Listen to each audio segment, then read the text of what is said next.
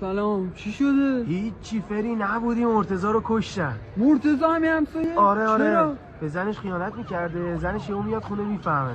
بابا این مرتضی اصلا نمیخورد. کی کشتنش، تو زنه؟ نه زنگ زده دوست پسرش اومده، دوست پسر زنه درگیر میشه با مرتضی، از بالکن پرتش میکنه پایین. من بودم اینجا. خب. مردم دیگه چرا نمیرم؟ های تموم نشده؟ نه دیگه، پسره هنوز بالاست، هر کاری میکنن پایین نمیاد دن سرویس. چرا نمیاد؟ میترسه. خب زنش پایین وایستاده، اونها زنه. اون؟ آره زن دوست پسر زن مرتضی؟ آره اون کیه بغلشون گنده؟ دوست پسرشه، زنگ زده اونم اومده. شد عزی شده و الان من امشب شب کارم آجی، خانوم هم خونه تنهاست، میترسه. نه تو برو ما هستیم، نگران نباش، تو برو.